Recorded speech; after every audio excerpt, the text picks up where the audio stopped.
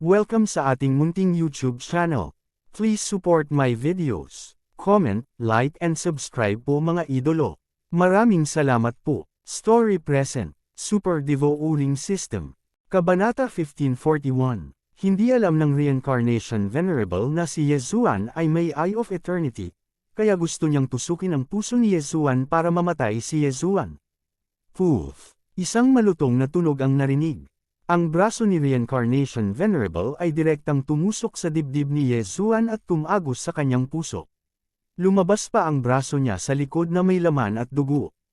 Ang mga martial artists sa ibaba ng Imperishable Realm ay tiyak na mamamatay kung ang kanilang mga puso ay mabutas. Gayunpaman, hindi si Yezuan. Sa halip, idinilat niya ang kanyang mga mata at ikinulong ang kanyang mga kamay sa mga balikat ni Reincarnation Venerable. Ano? Nagulat si Reincarnation Venerable. Logically speaking, si Yezuan ay dapat na namatay kaagad. Paano pa siya nakagalaw? Ito ay imposible. Sa sandaling ito, bigla niyang naramdaman ang isang nakakatakot na enerhiya na natipon sa itaas ng kanyang ulo. Nang mag-react siya, nakita niya ang isang nagniningas na kuko na umaapak sa kanya. Pagbaba ng unicorn, ang hakbang na ito ang pinakamalakas na pag-atake ni Yezuan. Sa kanyang kaharian, hanggat ang kaaway ay nasa ilalim ng Imperishable Realm, sila ay agad napapatayin. Gayunpaman, nakaharap siya sa isang eksperto sa Imperishable Realm sa pagkakataong ito. Hindi madaling saktan ng isang eksperto na may hindi masisirang katawan. Nang mapunta ang paa ni Unicorn, hindi siya masasaktan ni Yezuan dahil nasa kanya ang proteksyon ng True Chi. Tumpak na natapakan si Reincarnation Venerable. Ang kanyang mga damit ay direktang sinunog hanggang sa abo, at maging ang kanyang katawan ay napuno ng dugo. Bagamat ang Indestructible Body ay makapangyarihan, ang Reincarnation Venerable ay nakalusot lang pagkatapos ng lahat. Ang kanyang lakas ay nasa ilalim ng Imperishable Realm. Gayunpaman, ito ay sapat na upang ipakita ang kapangyarihan ng hindi masisirang katawan. Huff! Huff! Habang nagsusuka ng dugo ang Reincarnation Venerable, mabilis na sumugod ang Old Tree at Skeleton King. Magwala ka! Galit na galit si Reincarnation Venerable. Ilang itim at puting ilaw na bola ang bumulwak mula sa kanyang katawan at pumasok sa katawan ng Old Tree at Skeleton King sa bilis ng kidlat. Ding! Sinusubukan ni Reincarnation Venerable na muling magkatawang tao ang The Asha Spirit. Sumasang-ayon ka ba? Ding! Sinusubukan ng Reincarnation Venerable na muling magkatawang tao ang The Skeleton King. Sumasang-ayon ka ba? Tanggihan! Tanggihan! Nakahinga ng maluwag si Yezuan. Buti na lang at meron siya. Kung hindi, ito ay magiging mahirap. Dahil sa kabiguan ni Samsara, ang lumang puno at ang Skeletal Monarch ay sumugod at sabay na umatake. Bang! Fu! Ang pag-atake ng Fire Fist ng Old Tree at ang Full Forehead Slash ng Skeleton King ay parehong nasugatan ang Reincarnation Knight. Sa kanila, na-activate na ng Skeletal Monarch ang Undying War Soul. Nadobol ang lahat ng attribute nito, at ang attack power nito ay mas malakas kaysa dati. Lumala ang mga pinsala ng Reincarnation Supremacy. Gayunpaman, hindi ito ang pangunahing punto. Ang pangunahing punto ay ang unicorn ay maaaring magamit muli. Ano? Nagulat si Venerable Reincarnation, na puno ng dugo. Bago pa siya makapag-react ay naapakan na siya ng nagniningas na kuko. Bang! Nanginginig ang lupa habang umaalab ang apoy. Sinaktan muli ang kagalang-galang na Samsara. Nang makita ito ni Yezuan, hindi niya maiwasang ipakita ang isang mapanuksong ekspresyon. Sino ba nagsabing bongga ka? Sinong nagsabi sa'yo na bongga ka? Ngayon kontento ka na. Anong Indestructible Realm? Anong hindi masisirang katawan? Hindi pa ba sila binugbog hanggang mamatay? Gayunpaman, pagkatapos ng dalawang unicorn strikes, hindi narinig ni Yezuan ang system notification. Sa madaling salita, buhay pa si Venerable. Samsara, bastos ka, papatayin kita. Ang kagalang-galang na Samsara ay napuno ng dugo. Tinapakan niya ang kanyang mga paa at sumugod kay Yezuan na parang kanyan. Sapat na ang suntok na ito para patayin ang sinumang eksperto sa 9th level Samsara Realm. Sa pagkakataong ito, ang kanyang target ay ang ulo ni Yezuan. Buhay pa rin si Yezuan kahit na natusok na ang kanyang puso. Kaya naman, gustong subukan ni Venerable Samsara ang kanyang utak. Hindi siya naniniwala na si Yezuan ay mayroon ding indestructible body. Bagamat hindi mamamatay si Yezuan kahit na masira ang kanyang utak, ang suntok ni Venerable Samsara ay sisubog sa kanyang buong ulo, kabilang ang kanyang dalawang mata. Hindi papayag si Yezuan na muling mamatay ang kanyang dalawang clone. Rip! Isang malutong na tunog ang biglang narinig. Isang spatial crack ang biglang lumitaw sa harap ni Yezuan. Pagkatapos, dirdiretsong pumasok ang suntok ni Venerable Samsara. Kung saan ang labasan ng spatial crack, hindi na kailangang sabihin. Ito ay natural sa likod ng reincarnation supremacy. Bang! Ang kanang kamay ni kagalang-galang Samsara ay dumaan sa spatial crack at nabasag sa likod ng kanyang ulo. Nagulat siya dahil si Yezuan ay mayroon ding eye of space. Paano ito naging posible? Isa ng himala para sa dalawang eye of space na lumitaw sa land of reincarnation. Ngayon, nagkaroon ng pangatlo. Ang kagalang-galang na Samsara ay kailangang magbayad ng halaga sa dugo para dito. Ang kamao ni kagalang-galang Samsara ay bumasag sa likod ng kanyang ulo. Ang kanyang buong katawan ay sumandal at ang kanyang itaas na katawan ay dumaan sa spatial crack. Sinamantala ang pagkakataong ito, ginamit muli ni Yezuan ang Eye of Space at mabilis na isinara ang spatial crack. Whoosh! Nang magsara ang spatial crack, kahit ang Venerable Samsara, na may isang indestructible body, ay hindi makalaban sa kapangyarihan ng space. Ang itaas na bahagi ng katawan niya ay direktang naputol, kasama ang kaliwang kamay. Sa oras na siya ay lumabas sa spatial crack, tanging ang itaas na bahagi ng katawan at kanang kamay ang natitira. Gaano man kalakas ang indestructible body, hindi ito mas malakas kaysa sa kapangyarihan ng kalawakan. Bilang karagdagan, ang hindi masisirang katawan ay mahirap pagalingin. Ang kagalang-galang na Samsara ay malamang na kailangang makipaglaban sa kanyang itaas na katawan at isang kamay lamang. Hindi, imposible ito. Nagulat si Venerable Samsara. Siya ba, na nasa indestructible realm, ay mamamatay dito? Imposible. Gayunpaman, hindi kayang talunin ni Venerable Samsara si Yezuan sa kanyang kick. Sa halip, siya ay malubhang nasugatan. Ngayon, pangitaas na katawan na lang niya ang natitira. Ang bahaging naputol ng spatial crack ay dumudugo ng husto. Kung magpapatuloy ito, natatakot siyang mamatay. Hindi kailangan kong gamitin ang indestructible blood essence. Ang kagalang-galang na Samsara ay nagkaroon ng isang flash ng inspirasyon. Ang indestructible blood essence ay ang paraan ng muling pagkabuhay ng mga eksperto sa indestructible realm. Nawasak man ang kanilang pisikal na katawan, hanggat nandoon pa ang kanilang kaluluwa, maaari silang mabuhay muli. Pagkatapos ng lahat, ang indestructible blood essence ay nakaimbak sa kaluluwa. Ang pag-iisip na ito ay nag-flash lamang sa kanyang isipan dahil ang indestructible blood essence ay hindi magagamit bago ang indestructible body ay ganap na patay. Kung ganun, hindi na naman ba siya mabubugbog?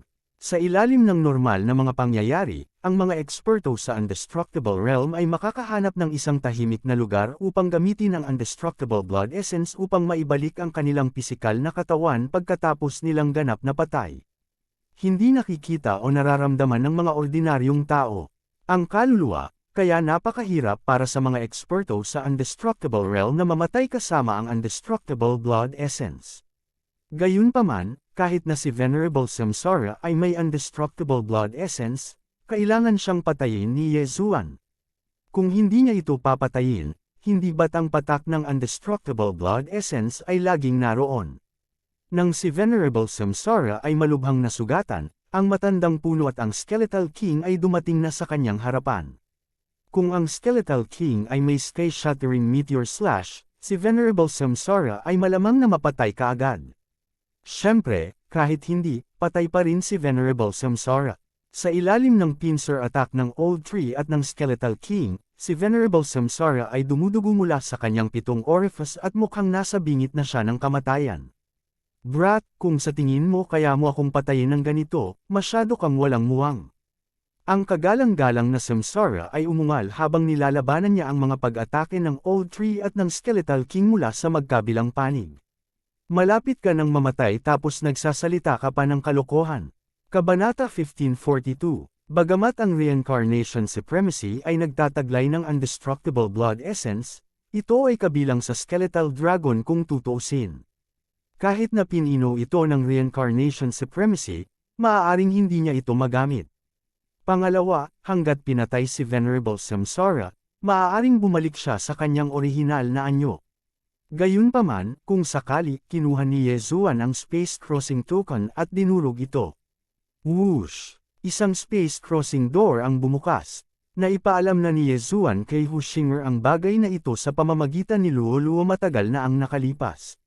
Sa kanyang pakikipaglaban kay kagalang-galang Samsara, nakatipo na si Hushinger ng ilang eksperto sa ika-9 na antas ng Samsara stage. Kanina pa nila hinihintay si Yezuan sa Reincarnation Hall ng 100 Fox Villa. Ngayon, dumating na sa wakas ang kanilang pagkakataon.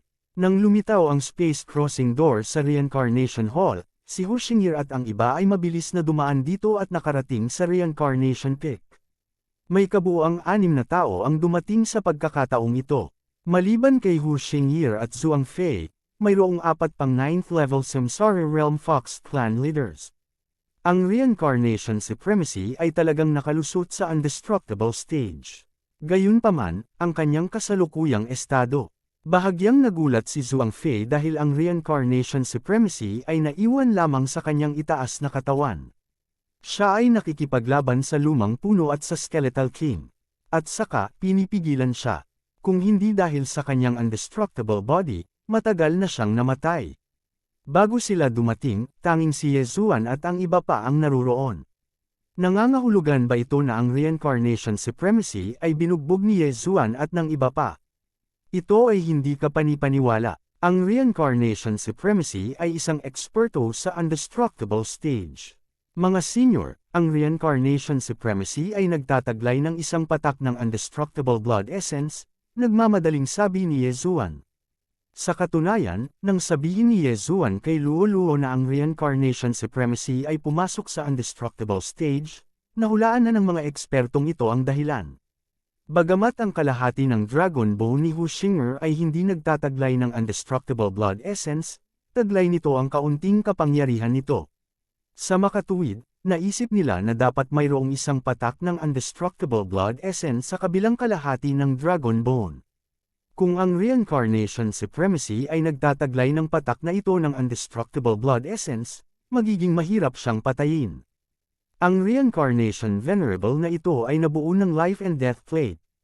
Iniisip ko kung babalik ba siya sa kanyang orihinal na anyo pagkatapos ko siyang patayin, o kung ang kanyang kaluluwa ay gumagala sa pagitan ng langit at lupa sa paghahanap ng isang angkop na lugar na muling bubuhayin gamit ang hindi namamatay na Essence Blood.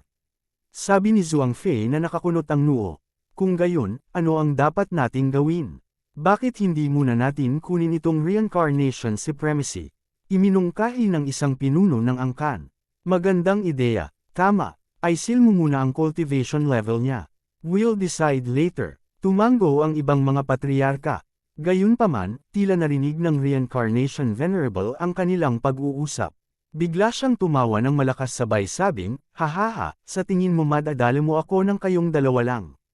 Alam ng kagalang-galang na Reincarnation na siya ay tiyak na mapapahamak sa pagkakataong ito, ngunit mas gugustuhin niyang mamatay kaysa mahuli ng kabilang partido. Nang marinig ito, nagbago ang ekspresyon ng lahat. Hindi maganda, pupunta siya. Sigaw ni Zhuang Fei. Nang tumulong na sana siya, nakita niya ang katawan ni Samsara Venerable na mabilis na naging kawalan, gayon din ang kanyang interspatial ring. Magpatiwakal, ang Reincarnation Supremacy ay talagang nagpakamatay. Hindi ito inaasahan ni Yezuan, ngunit wala siyang magagawa. Pagkatapos ng lahat, hindi niya mapigilan ang Reincarnation Supremacy na magpakamatay.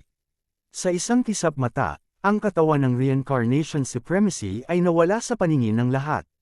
Ang mga kaluluwa ay hindi makikita ng hubad na mata, at hindi madarama ng espiritual na kamalayan. Gayunpaman, ang Eye of Revelation ni Yezuan ay nakalok sa isang kakaibang enerhiya sa katawan ng Reincarnation Supremacy. Maaaring ito ay isang kaluluwa. Nanlaki ang mata ni Yezuan sa gulat. Pagkatapos, mabilis niyang ipinikit ang kanyang mga mata at tumingin sa mata ng matandang puno at ng Skeletal King, ngunit wala siyang nakita. Ang mata ng pahayag ay talagang nakakakita ng mga kaluluwa. Siyempre, ito ay kaluluwa lamang ng isang eksperto sa imperishable realm. Noong pinatay ni Yezuan sina Qiufeng at Gao Yunlong kanina, hindi niya nakita ang kakaibang enerhiyang ito. Tila nakikita ng Eye of Revelation ang mga kaluluwa ng mga eksperto sa imperishable realm.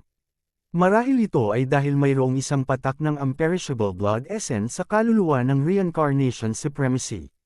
Siyempre, posible rin na ang Eye of Revelation ay naging mas makapangyarihan matapos maabot ang Immortal Eye Realm ng ilang beses. Anyway, nakita niya talaga ang kaluluwa ni Reincarnation Supremacy. Ito ay magiging masaya. Anong dapat nating gawin? Patay na ang Reincarnation Supremacy. Dapat nasa soul state siya ngayon. Hindi ko alam kung saan siya nagpunta. Ang tanong ng isang clan leader. Ang Reincarnation Supremacy ay isang malaking problema.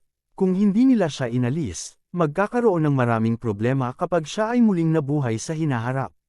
Gayunpaman, ngayong patay na ang Reincarnation Supremacy at hindi nila makita ang kanyang kaluluwa, paano nila mahahanap ang resurrection point ng Reincarnation Supremacy? Huwag nating pakialaman ang Reincarnation Supremacy. Kumilos tayo ayon sa plano. Biglang sabi ni Hu Xingye. Ngunit Manor Lord, Young Manor Lord, siya, biglang paalala ni Zhuang Fei sa kanya. Okay lang, may kalahating taon pa siya. Nangako na ang isang senior na tutulungan siyang mag-reincarnate. Hindi ito masyadong inisip ni Hu Xingye. Kasabay nito, bumagsak ang kanyang tingin kay Yezuan. Susunod, bago mag-18 si Luoluo, dapat na makalusot si Yezuan sa imperishable realm. Sa oras na iyon, maaaring malampasan siya ng reincarnation supremacy. Sa oras na iyon, hindi na kailangang humingi ng tulong kay Tianju Elder. Sinulyapan ni Yezuan ang kaluluwa na tahimik na tumatakas patungo sa hilagang silangan at nagtanong. Senior, hanggang kailan mananatili ang kaluluwa ng isang dalubhasa sa imperishable realm sa pagitan ng langit at lupa? Depende ito sa kaharian ng bawat tao. Ang reincarnation supremacy ay kakalusot pa lamang sa imperishable realm. Siya ay may isang patak ng imperishable blood essence at maaaring umiral sa pagitan ng langit at lupa sa loob ng isang taon. Hanggat nakahanap siya ng lugar sa loob ng isang taon, siya ay maisilang na muli. Sagot ni Hu Xingye. Dati, tinanong din ni Yezuan si Hu Xingye tungkol sa imperishable realm. May kabuuang tatlong kaharian sa reincarnation realm. Sila ay ang profound life realm, ang profound death realm at ang samsara realm. Ang imperishable realm ay nahahati din sa dalawang kaharian. Ang isa ay ang hindi nasisirang katawan at ang isa ay ang hindi nasisirang kaluluwa. Hanggat ang isang dalubhasa na may isang imperishable body ay mayroong isang patak ng imperishable blood essence sa kanyang kaluluwa kapag siya ay namatay, kung gayon ang kanyang kaluluwa ay hindi agad mawawala sa pagitan ng langit at lupa. Sa halip, maaari itong gumala sa pagitan ng langit at lupa. Ang sitwasyong ito ay tinawag na kaluluwang gumagala. Sa madaling salita, ito ay isang kaluluwang gumagala. Kakaiba rin ang kaluluwang ito. Maaaring mapanatili nito ang mga alaala ng kanyang buhay, ngunit mahina lamang nitong nararamdaman ang mga kalapit na nilalang. Hindi nito makikita ang mga tao, kaya sa pangkalahatan, pagkatapos ng kamatayan, kakailanganin nitong maghanap ng isang nakatagong lugar upang muling ipanganak mula sa isang patak ng dugo. Sa madaling salita, ito ay upang muling itayo ang hindi nasisirang katawan. Para sa mga dalubhasa na may imperishable soul, maaari nilang i-condense ang soul seed. Ang binhi ng kaluluwa na ito ay maaaring ilagay sa isang lugar. Kung ang orihinal na katawan at kaluluwa ay pupukse ng sabay, ang binhi ng kaluluwa ay magkakabisa at pagkatapos ay muling ipanganak. Ito ay higit na nakakatakot kaysa sa isang katawan na hindi nabubulok. Sa makatuwid, sa imperishable realm, maliban kung ang kalaban ay walang imperishable blood essence o soul seed, magiging napakahirap na patayin ang kalaban sa imperishable realm. Matapos marinig ni Yezuan ang mga salita ni Hu Xingye, nahulog din siya sa malalim na pag-iisip. Ang pangunawan ng kaluluwa ng reincarnation supremacy ay napakaliit at malamang na hindi na sila maramdaman.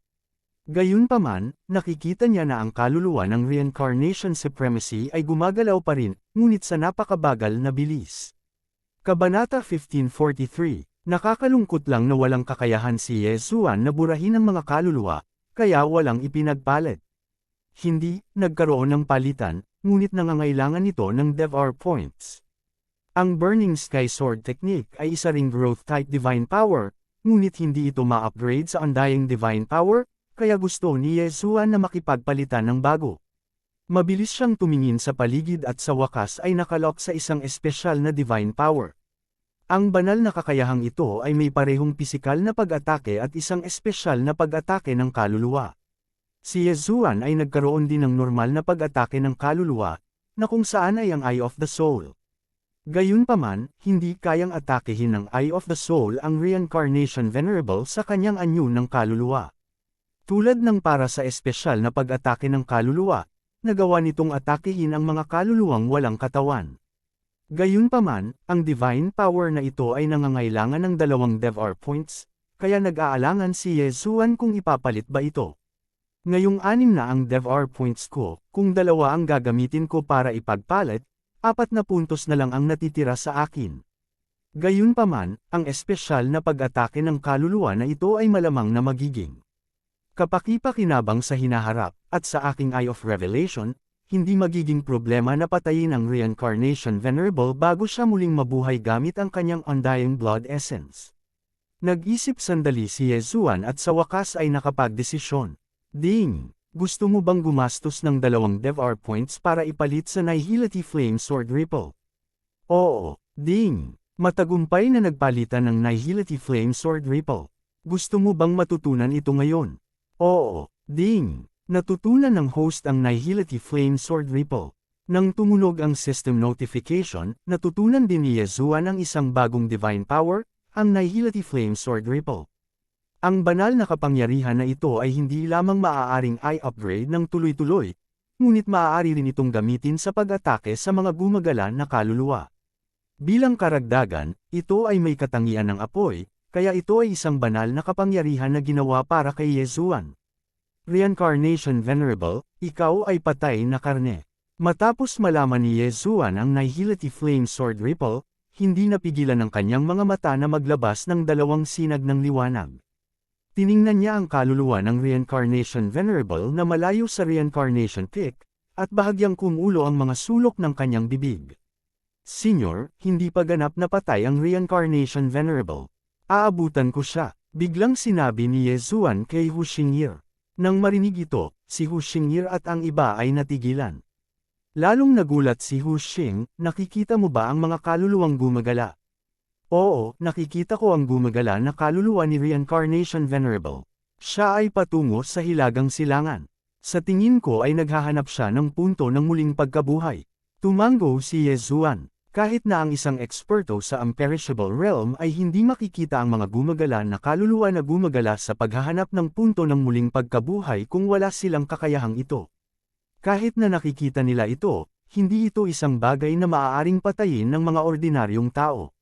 Siyempre, kung ang isa ay may malalim na sama ng loob sa kabilang partido, ang taong ito ay susundan ng gumagala na kaluluwa sa lahat ng paraan, na ginagawang hindi ito makahanap ng punto ng muling pagkabuhay at mawala sa mundo. Ang prosesong ito ay minsan napakatagal. Pagkatapos ng lahat, ang pagkakaroon ng gumagala na kaluluwa ay nauugnay sa kaharian ng namatay. Gayunpaman, marami pa rin ang gumawa nito. Kung talagang may matinding puot sa pagitan nila, paano kung ilang taon siyang sumunod sa isang kaluluwang gumagala? Bagamat hindi nakikita ng mga wandering souls ang mga tao, nararamdaman pa rin nila ang mga tao sa kanilang paligid. Kung sila ang masusunod, hindi na sila makakabangon ng payapa. Sa paglipas ng panahon, babagsak ang kanilang mga isip. Mayroon silang Imperishable Blood Essence, ngunit hindi sila makahanap ng ligtas na lugar upang muling mabuhay. Ito ay masyadong malupit. Matapos marinig na nakakakita si Yezhuan ng mga kaluluwang gumagala at tila may paraan upang patayin sila, nagulat si Hu Xingyi at ang iba pa.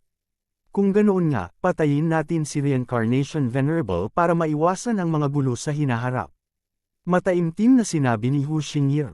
Noong una, ganoon din ang iniisip ni Yezhuan. Gayunpaman, nag-isip siya ng ibang bagay at sinabing, Senyor, misteryosong namatay ang Reincarnation City Lord. Sa tingin ko ay may mga katulong si Reincarnation Venerable. Gusto kong sundan siya at makita kung ano ang mangyayari. Matapos marinig ang kanyang mga salita, biglang naisip ni Hu Xingyi at ng iba pa ang bagay na ito. Ang laso ng Nolasan ng Reincarnation City Lord ay masyadong kakaiba.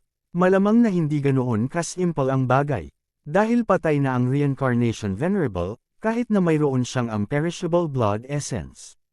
Kakailanganin niya ng oras para mabuhay muli. Kung sinunod siya ni Yezuan ngayon, maaari niyang direktang burahin ang kaluluwa ni Reincarnation Venerable kung ang sitwasyon ay timog. Sige, mag-iingat ka, tumango si Hu Xingye. Kung ganoon ay mag-leave muna ako. Pagkatapos ng kanyang mga salita, direktang inilabas ni Yezuan ang bangkay ni Gao Yunlong at sumugod patungo sa hilagang silangan.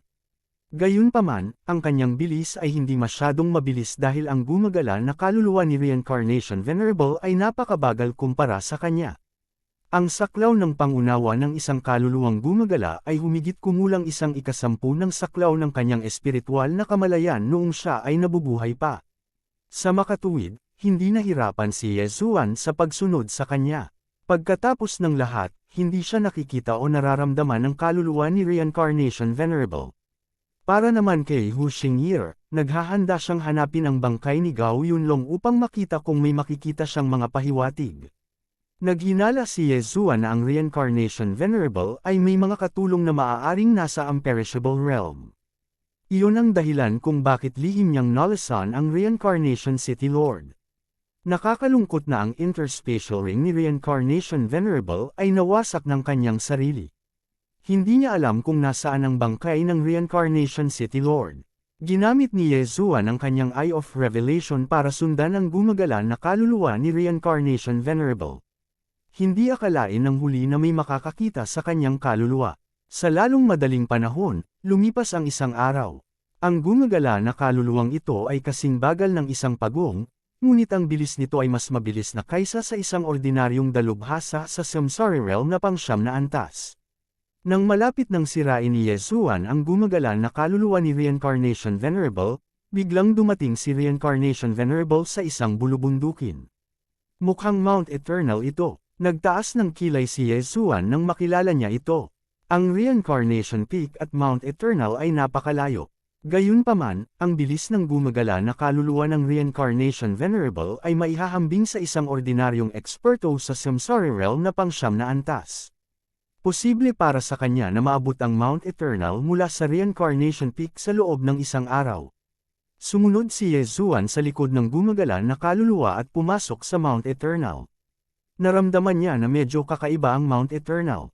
Natatakot siya na hindi ito kasing simple ng tila. Pagkaraan ng ilang sandali, ang kaluluwa ni Reincarnation Venerable ay biglang bumaba na para bang naghahanap siya ng punto ng muling pagkabuhay. Nagmamadaling sinundan siya ni Yezuan. Gayunpaman, sa sandaling ito, isang grupo ng mga itim na figure ang biglang dumaan mula sa malayo. Ano ito? Agad na itinuon ni Yezuan ang kanyang mga mata. Nang makita niya kung ano ang grupo ng mga figurang ito, hindi napigilan ng kanyang katawan na manginig ng husto. Mga gagamba. Ito ay isang grupo ng mga gagamba. Higit pa rito, sila ay malalaking gagamba na may mga pakpak. Gayunpaman, hindi ito ang pangunahing punto. Ang pangunahing punto ay ang mga lumilipad na gagamba na ito ay napakabilis. Marahil ay naabot na nila ang ika-8 antas ng samsara realm. May iilan pa nga na nasa ika-9 na antas ng samsara realm. Sa hilagang kampo ng Reincarnation Venerable, mayroong 3 malalaking danger zone. Ang una ay ang Life and Death Canyon, ang pangalawa ay ang Reincarnation Peak, at ang pangatlo ay ang Mount Eternal. Gayunpaman, gaano man kapanganib ang Mount Eternal, hindi ito magkakaroon ng napakaraming high-level na heaven-connecting beasts. Ang grupong ito ng mga lumilipad na gagamba ay tila umabot sa daan-daan. May mali. Agad na nag-react si Yezuan at agad na kinuha ang Scarlet Flame Sword. Tila ang Mount Eternal ang resurrection point ni Reincarnation Venerable. Baka nandito rin ang mga katulong niya. Dahil iyon ang nangyari, hindi nakapakipakinabang ang Reincarnation Venerable. Hindi na nila hinintay na mabuhay siyang muli. Kabanata 1544, Nihility Flame Sword Ripple. Walang pag-aalinlangan, naglunsad si Yezuan ng pag-atake sa gumagala na kaluluwa ng Reincarnation Supremacy. Isang walang anyo na aura ng espada ang tumusok sa hangin at agad na tumama sa kaluluwa ng Reincarnation Supremacy na kasing laki ng kamao. Ang kaluluwa ay isang napaka-espesyal na pag-iral. Ang mga ordinaryong pag-atake ay hindi makakasakit sa kaluluwa at madadaanan ito. Gayunpaman, ang Nihility Flame Sword Ripple ni Yezuan ay nagkaroon ng espesyal na pag-atake ng kaluluwa na maaaring makasakit sa kaluluwa. Ang kaluluwa ng Reincarnation Supremacy ay may kamalayan. Habang nasa daan, ilang beses niyang sinumpa si Yezuan, ngunit hindi siya naririnig ni Yezuan. Pagdating niya sa bundok walang hanggan, tila nakita niya ang bukang liwayway ng pag-asa. Nais niyang gamitin ang patak ng hindi namamatay na asensya ng dugo na nakaimbak sa kanyang kaluluwa upang mabuhay muli at makapaghiganti. Sa kasamaang palad, hindi niya alam na sinusundan siya ni Yezuan. Hindi rin niya alam na may paraan si Yezuan para burahin ang kanyang kaluluwa. Nang ang Nihility Flame Sword Ripple ay tumama sa kanyang katawan, agad siyang nakaramdam ng hindi matiis na sakit. Sa Eye of Revelation, nakita ni Yezuan ang isang walang anyo na apoy na sumusunog sa kaluluwa ng Reincarnation Supremacy. Marahas na nanginginig ang kaluluwang kasing laki ng kamao na parang sisabog na. Pagkaraan ng isang segundo, ang bola ng apoy ay nasunog at nawala sa mundo. Nang nawasak ang kaluluwa ni Reincarnation Supremacy, hindi na siya muling magkatawang tao, lalo pa ang muling pagkabuhay. Gayunpaman, ang pagpatay sa kaluluwa ay hindi nakinabang kay Yezuan. Bukod dito, pagkatapos mamatay ang kaluluwa ng Reincarnation Supremacy, ang patak ng hindi namamatay na asensya ng dugo ay nawala din. Patay na ang Reincarnation Supremacy, at naipaghiganti ni Yezuan ang kalahati ng pagkamatay ng Samsara City Lord. Ngayon, oras na para harapin ang isa pang problema. Pagkaraan ng isang segundo, lumipad ang daang lumilipad na gagamba at pinalibutan si Yezuan sa isang itim na masa. Walang pag-aalinlangan, tinawag ni Yezuan ang Old Tree at ang dalawa pa. Kung ang lahat ng lumilipad na gagamba ay nasa ikasyam na antas ng Samsara Realm, maaaring matakot si Yezuan. Gayunpaman, nakakalungkot na mayroong 5 ikasyam na antas ng Samsara Realm na lumilipad na spider sa grupong ito. Young Master, dapat ba nating patayin silang lahat? Nakangiting tanong ni Old Tree. Saglit na huminto si Yezuan, pagkatapos ay umiling at sinabing, huwag mo silang patayin. Papalipad lang sila, may silbi ako sa kanila. Nang marinig ito, ang matandang puno ay natigilan saglit, pagkatapos ay agad na nag-react. Nagkaroon pa rin ng gamit para sa kanila. Iyon ay gamitin ang pista ng pagkatay. Walang problema. Nakangiting sagot ni Old Tree. Napakaraming lumilipad na gagamba, kung silang lahat ay papatayin, ang lakas ni Yezuan ay damable man lang. Maaaring may katulong si Samsara Venerable sa Mount Eternal, ang pumatay sa Master ng Samsara City.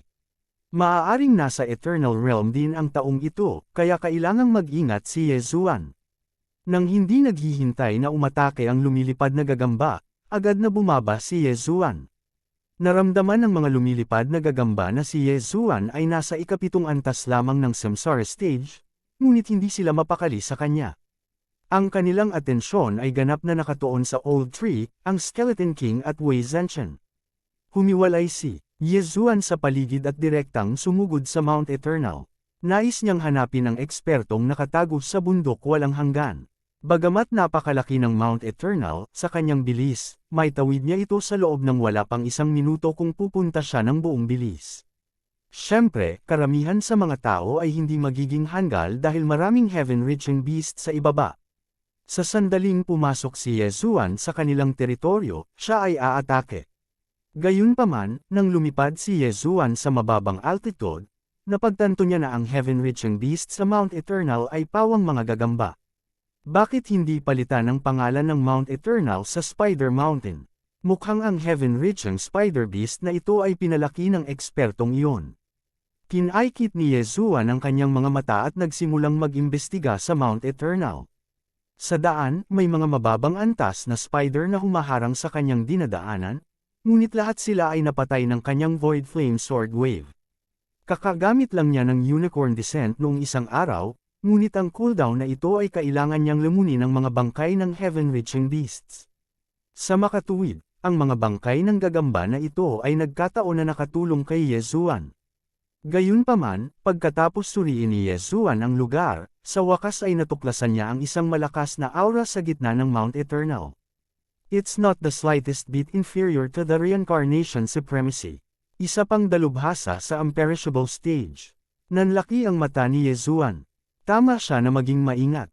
Hindi niya inaasahan na may isang eksperto sa imperishable stage na nakatago sa Mount Eternal.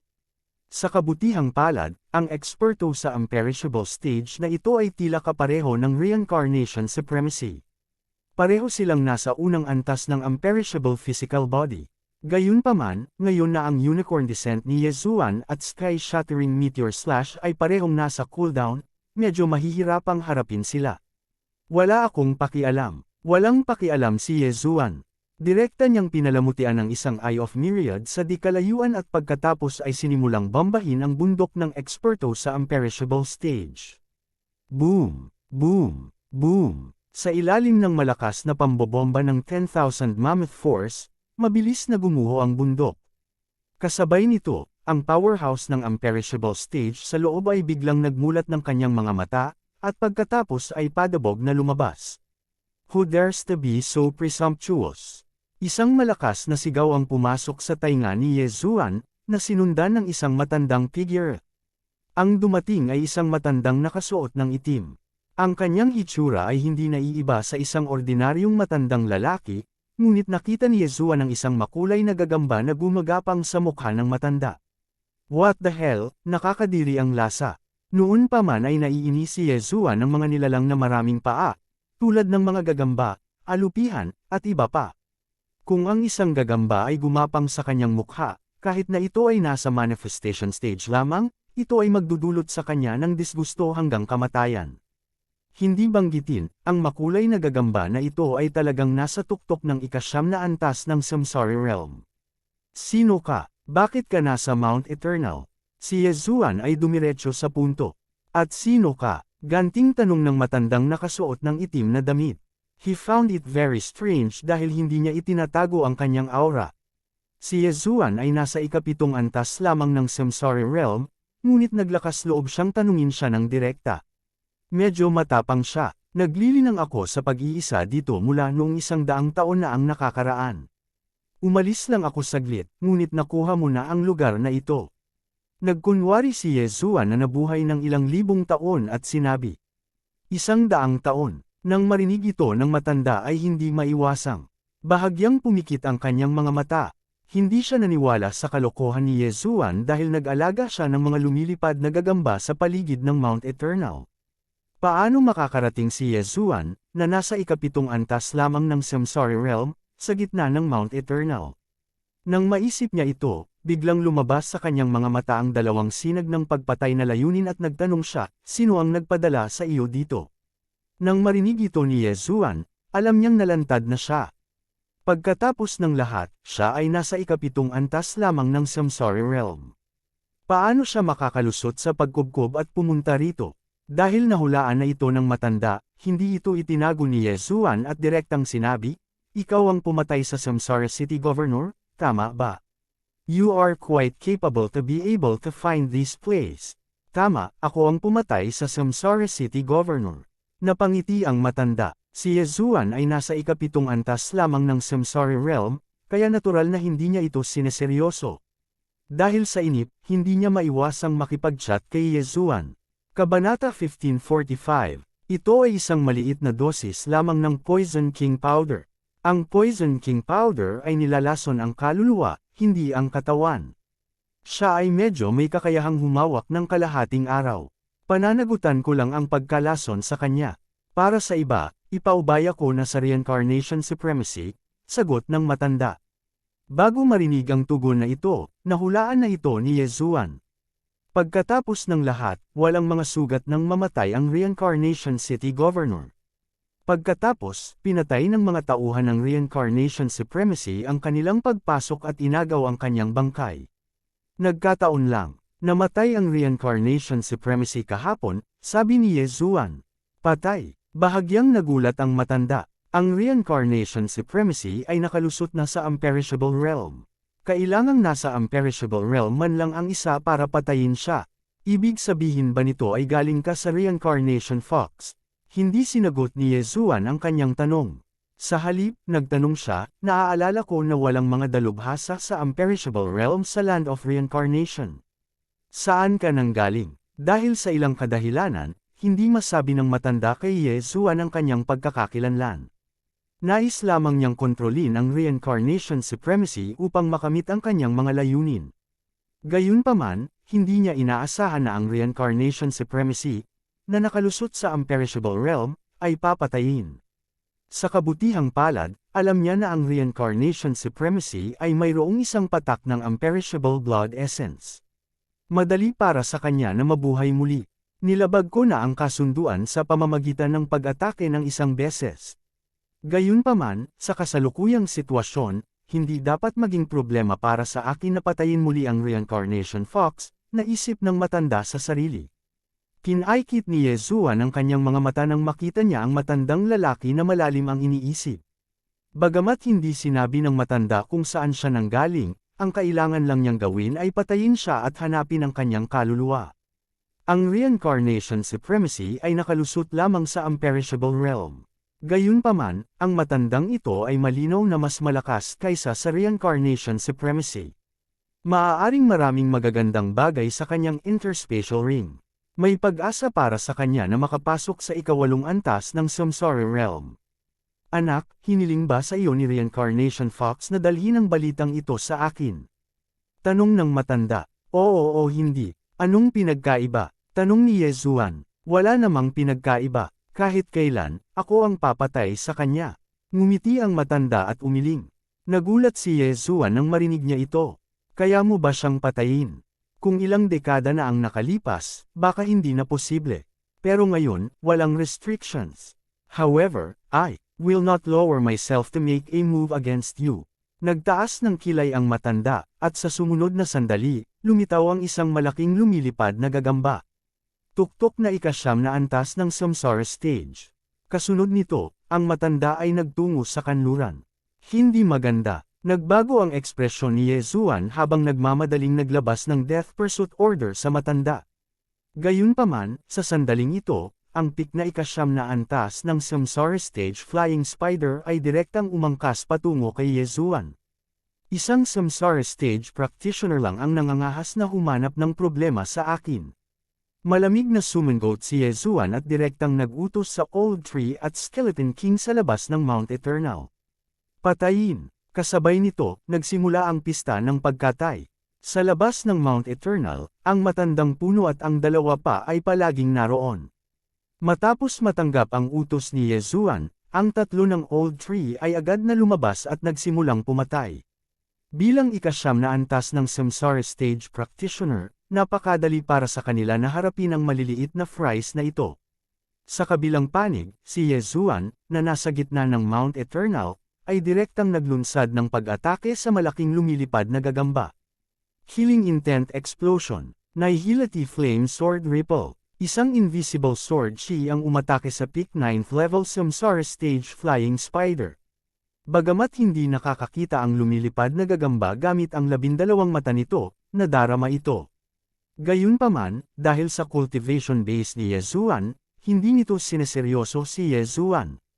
Bang! Pinasabog ng Nihility Flame Sword Ripple ang lumilipad na gagamba at agad na nasunog ang vital energy ng unicorn. Ang vital energy ng unicorn ay nagkaroon ng epekto ng pagsunog sa lahat ng bagay sa ilalim ng langit.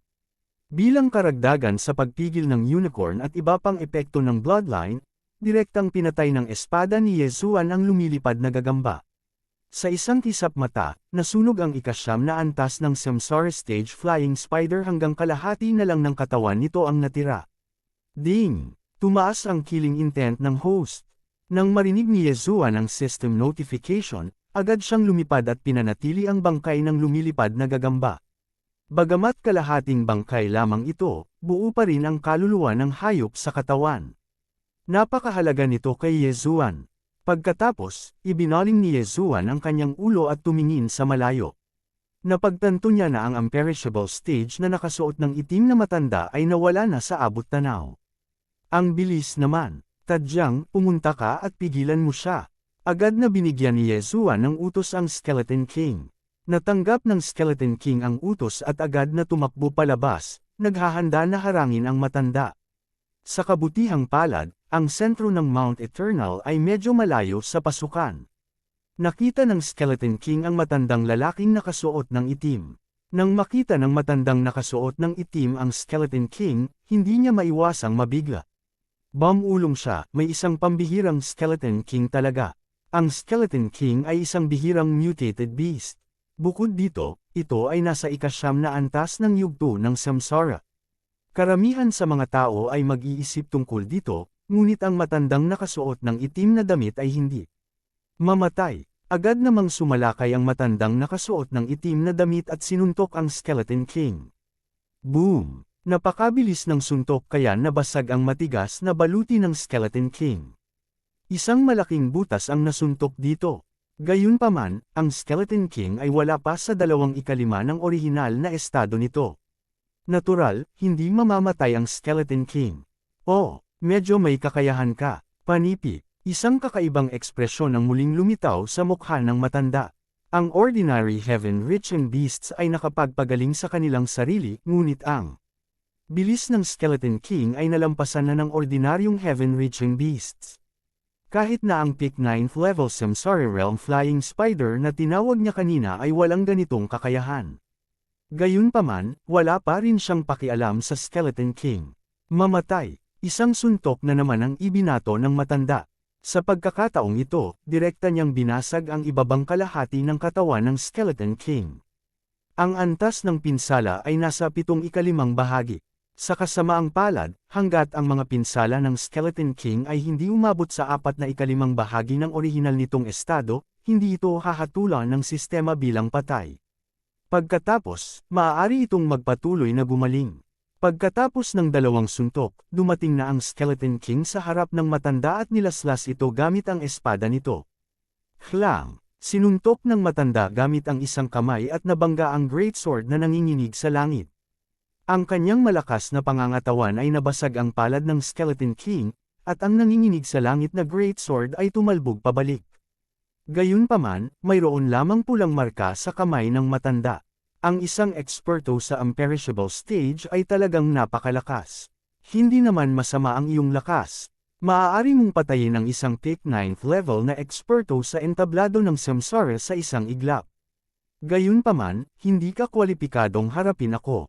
Ngumuso ang matanda at muling sumuntok. Gayunpaman, sa sandaling ito, biglang tumaas ang aura ng Skeleton King. Walang kamatayang lumalaban na kaluluwa. Ang lahat ng mga katangian ay nadagdagan ng isang tiklop. Bitik, doble ang depensa ng Skeleton King. Sa pagkakataong ito, hindi na ito maarok ng atake ng matanda. Sa makatuwid, ang mga pinsala ng Skeleton King ay natural na mas mababa sa 4/5 bahagi. Paano ito posible? Nagulat ang matanda sa ikatlong pagkakataon. Nagawa niyang pilayin ang Skeleton King ng 2 suntok. Paano biglang tumaas ang depensa ng Skeleton King? Ito ay imposible. Whoosh whoosh. Kabanata 1546. Poof. Likas na itinaas ng matanda ang kanyang kamay para harangin, ngunit sa pagkakataong ito, hiniwa ng Heaven Shaking Sword ang laman ng matanda at nag-iwan pa ng marka ng espada sa mga buto ng matanda. Huwag kalimutan na ang 100% na pagtaas ng Undying Battle Soul sa lahat ng attribute ay naging epektibo din kay Wei Zhenchen. Ang biglaang pagliko ng mga pangyayari ay nagpahirap sa matandang nakasuot ng itim. Maaari mo talagang saktan ang undying body ko. Hindi makapaniwala ang matandang nakasuot ng itim na damit. Pagkatapos ng lahat, siya ay isang Undying Realm Elite at nakalusot sa loob ng ilang taon. Ang kanyang undying body ay napakalakas at hindi maaaring masira ng anumang random na 9th level Samsara Realm Elite. Gayunpaman, tulad ng kanyang pakiramdam na nagulat, isa pang figure ang biglang lumitaw sa kalangitan. Sa pagkakataong ito, hindi si Yezuan kundi ang Old Tree. Para sa grupo ng mga Flying Spider, sila ay naiwan kay Yezuan. Sa orihinal, ang matandang nakasuot ng itim na damit ay gustong pumunta sa kanluran ng Land of Reincarnation at patayin ang Reincarnation Fox. Gayunpaman, ngayong biglang sumulpot ang dalawang manggugulo, hindi niya maiwasang makaramdam ng inis. Gayunpaman, hindi niya inisip na alisin ang Old Tree at Skeletal King, ang 2 taong ito na walang pakialam sa kanilang buhay. Gayunpaman, nang siya ay pumutok ng isang anino ng kamao, ang matandang puno ay lumitaw sa likuran niya sa isang iglap. Nalalabing alam, Bang! Mabilis na umatake ang old tree at hinampas ang likod ng matanda na nakasuot ng itim. Gayunpaman, dahil mas malakas ang undying body ng nakasuot na itim na matanda, ang suntok na ito ay hindi nagdulot ng anumang malaking pinsala. Gayunpaman, nasunog ang likod na damit ng matanda na nakasuot ng itim na damit. Bastards, you are courting death. Galit na galit ang matandang nakasuot ng itim na damit. Tumalikod siya at sinuntok ang ulo ni Old Tree, dahilan para ito ay sumabog. Ang depensa ng Old Tree ay hindi kasing lakas ng Skeletal King, kaya agad siyang napatay. Ang ganitong uri ng bagay ay napakabihirang. Sa kabutihang palad, ang Old Tree ay hindi namamatay at hindi nasisira. Paano kung namatay siya? Ding! Namatay na ang Spirit of Ashes. Ding! Nabuhay muli ang espiritu ng abo. Si Yezuan, na nakikipaglaban sa isang malaking grupo ng mga flying spider, ay agad na tinawag ang Old Tree nang marinig niya ang abiso sa kanyang isipan. Gayunpaman, sa pagkakataong ito, karamihan sa mga lumilipad na gagamba ay patay na. Sa makatuwid, nakipagsanib puwersa si Yezuan sa Old Tree at sinugod ang matandang lalaking nakasuot ng itim na damit. Twofold increase. Tingnan mo kung mapapatay kita. Nagliwanag ang mga mata ni Yezuan. Ang pagpapalakas ng Killing Feast ay tumaas sa 2 beses, na nangangahulugan na maaaring triplehin ni Yezuan ang kanyang lakas sa pakikipaglaban. Higit pa rito, gumastos siya ng 2 DevR points para ipagpalit sa Nihility Flame Sword Ripple. Hindi dapat maging problema ang pagpatay sa matandang ito. Inakala ng matandang nakasuot ng itim na damit na napatay niya ang matandang puno, ngunit nang makita niyang muli ang matandang puno, natigilan siya. Muling pagkabuhay. Imposible iyon. Paano mabubuhay muli ang isang tao sa ika-9 na antas ng Samsara Realm? Higit pa rito, kahit na ang isang Unperishable Realm Powerhouse ay gumamit ng Unperishable Blood Essence upang mabuhay, imposibleng mabuhay muli sa ganoong kaikling panahon. Kambal kaya sila? Hindi, imposible iyon. Pareho ang kanilang mga aura. Agad na reaksyon ng matandang nakasuot ng itim na damit. Hindi lamang pareho ang kanilang mga aura, ngunit maging ang kanilang mga kakayahan ay pareho.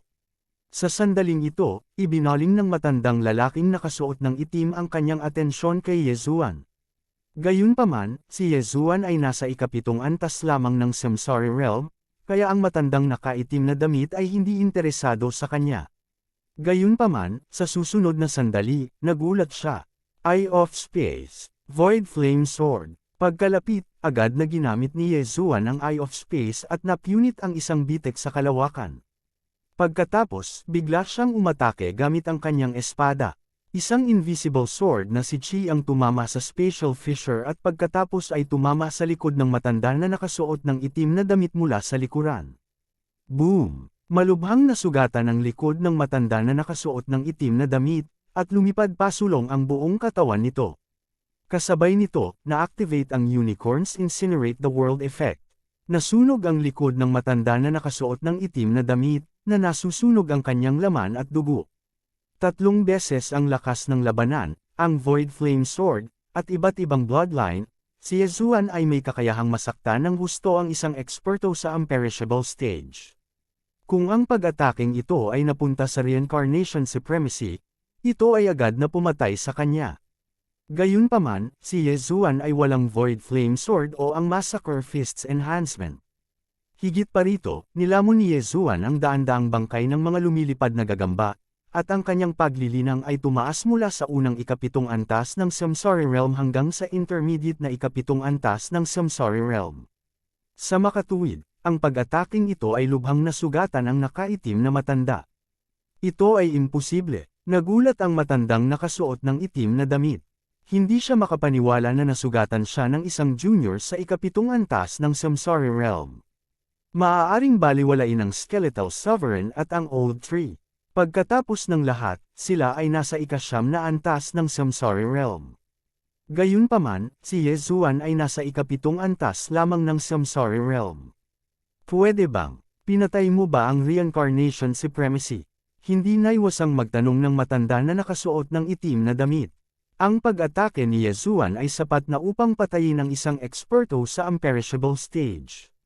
Kung ang matandang nakasuot ng itim na damit ay hindi agad nakareact, ang espadang iyon ay damapo sa likod ng kanyang ulo.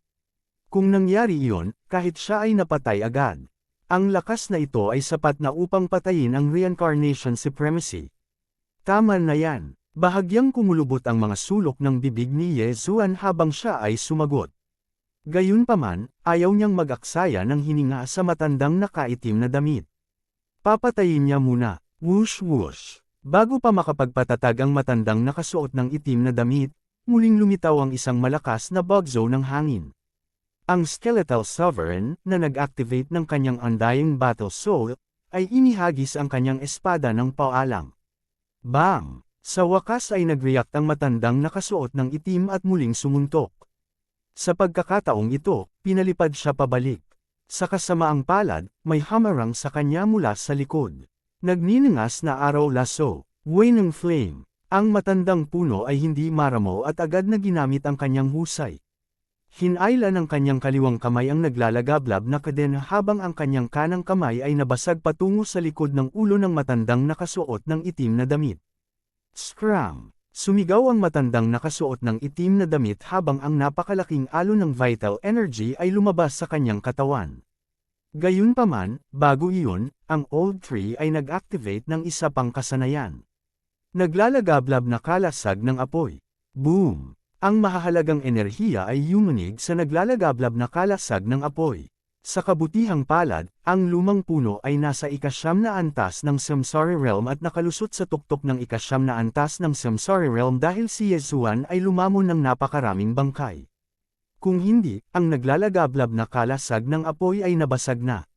Bukod sa depensa, ang Blazing Fire Shield ay maaari ding sumipsip ng mga pag-atake.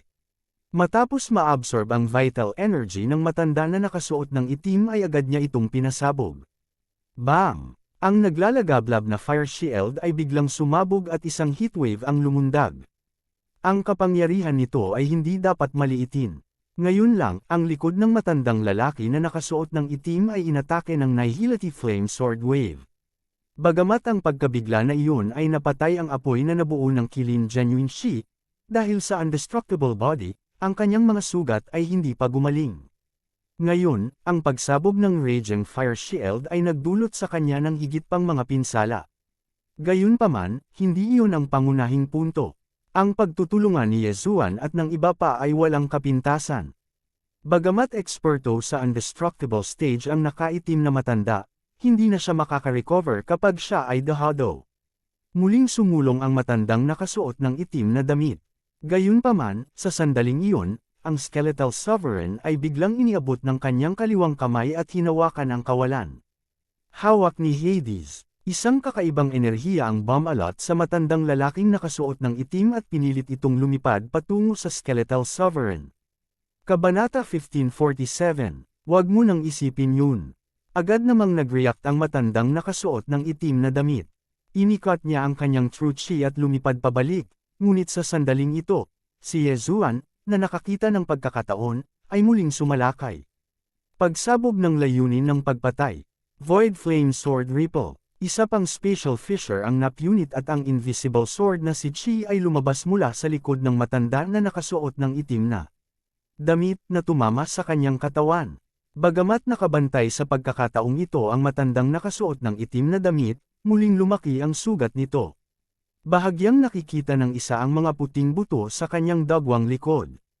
Ang isang eksperto sa Imperishable Realm ay may hindi masisirang katawan. Maliban kung nasira ang kanilang utak, hindi sila mamamatay kahit na ang kanilang puso ay pumutok.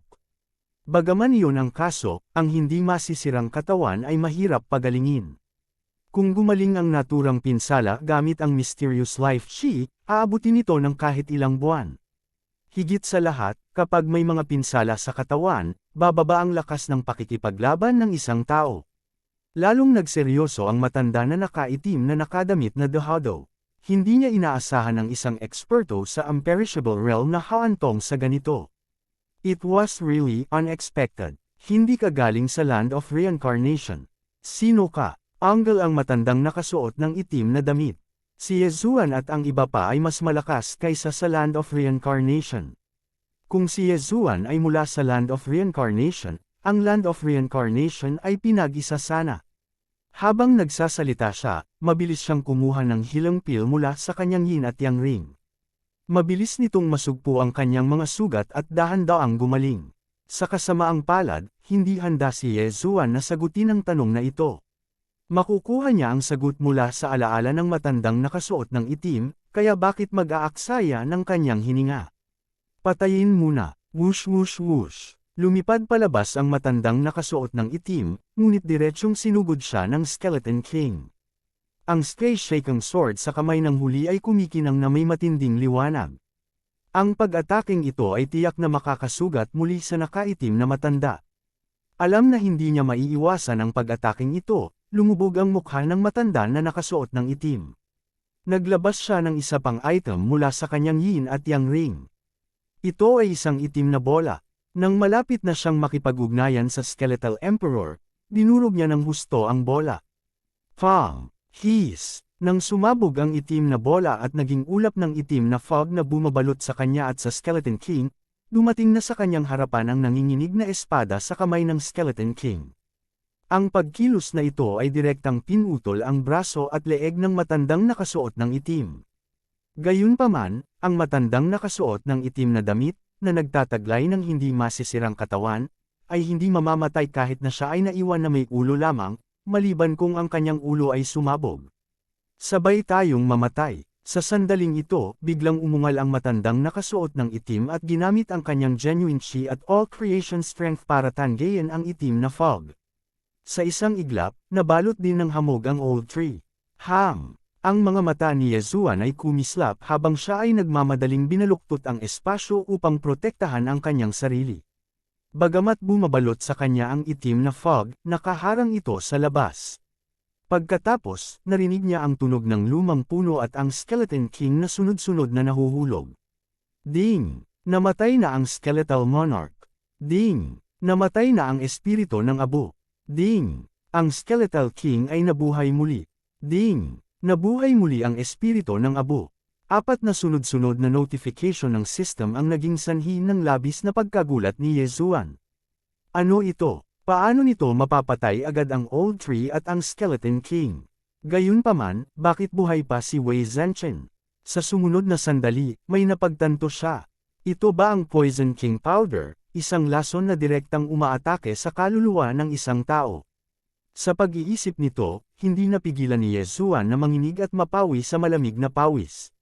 Sa kabutihang palad, mayroon pa rin siyang paraan upang sirain ang espasyo. Kung hindi, kung nabalot siya ng itim na fog, malamang na mamatay siya.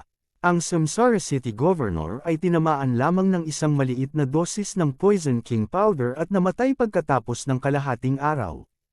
Ang Old Tree at ang Skeleton King ay tumagal lamang ng kalahating segundo. Si Yezuan ay nasa 7th level lamang ng Samsara Realm. Kung nakatagpo siya ng ganoong kalaking dosis ng Poison King Powder, malamang na nakaluhod siya sa lupa sa isang kisap mata. Sa sobrang takot ni Yezuan ay halos maiihi na niya ang kanyang pantalon. Dali-dali niyang binuksan ang kawalan at umalis sa lugar na ito. Pagkatapos, binuo niya ang Eyes of All Creations para iwaksi ang itim na fog. Wei Zhenchen, dalhin mo rito ang kanyang ulo at interspatial ring. Inutusan ni Yezuan si Wei Zhenchen. Si Wei Zhenchen ay isang divine artifact. Wala siyang kaluluwa at itinuring siyang anomalya. Sa makatuwid, siya ay naligtas. Bagamat hindi pa lubusang patay ang nakaitim na matanda, ulo lang ang nagagamit niya at hindi na niya maibabalik agad ang kanyang hindi masisirang katawan. Sa makatuwid, maaari lamang siyang gumamit ng kaawa-awang halaga ng tunay na chi, na hindi sapat para labanan si Wei Zhenchen. Gayunpaman, nang makita ni Yezuan si Wei Zhenchen na dinala rito ang ulo ng matandang nakasuot ng itim at interspatial ring, alam niyang patay na ang matandang nakasuot ng itim na damit. Ang Old Tree at ang Skeleton King ay parehong patay. Ang matandang nakasuot ng itim na damit ay gustong mamatay kasama sila. Naturally, hindi siya maaaring mabuhay. Dahil walang abiso, naisip ni Yezuan na buhay pa ang matandang nakasuot ng itim na damit. Sa oras na ito, may naisip si Yezuan. Ang matandang nakasuot ng itim na damit ay tinamaan ng kanyang Poison King Powder at namatay kasama ang Old Tree at ang Skeleton King. Maaaring direktang panasan ng Poison King Powder ang kaluluwa ng isang tao. Kung gayon, maaari bang hanapin ang kaluluwa ng matanda na nakasuot ng itim pagkatapos ng kanyang kamatayan? Sinubukan ni Yezuan, ngunit nalaman na hindi ito posible. Ang Undestructible Realm ay nahahati sa Undestructible Body Realm at ang Undestructible Soul Realm. Nasa Undestructible Body Realm ang matandang nakasuot ng itim na damit. Kahit na ang kanyang kaluluwa ay nawala, ito ay walang silbi kahit na mayroon siyang 10 patak ng Undestructible Blood Essence. Siyempre, kung ang matandang nakasuot ng itim na lalaki ay nasa Undestructible Soul Realm, hanggat mayroon siyang Soul Seed, kahit na ang kanyang kaluluwa ay nawasak, ang Soul Seed ay maaaring mabuhay muli. Gayunpaman, ang matandang nakasuot ng itim na lalaki ay malayo pa rin sa Undestructible Soul Realm. Kung patay na siya, so be it. Wala akong kailangang gawin. Umiling si Yezuan at pagkatapos ay itinuon ang kanyang atensyon sa interspatial ring ng matandang nakasuot ng itim. Ang matandang ito ay mas malakas kaysa sa reincarnation supremacy at dapat ay nanggaling sa mas mataas na lugar. Iniisip ni Yezuan kung gaano karaming magagandang bagay ang mayroon siya. Matapos suriin ito ni Yezuan, bahagyang kumulo ang mga sulok ng kanyang bibig. Ding! Nakagawa ng breakthrough ang host. Ang host ay kasalukuyang nasa Samsara Realm Level 8. Ding! Ang Spirit of Ashes ay gumawa ng isang tagumpay. Ang host ay kasalukuyang nasa Undestructible Body Realm Level 1. Ding! Si Wei Zhenchen ay gumawa ng isang tagumpay. Ang host ay kasalukuyang nasa Undestructible Body Realm Level 1.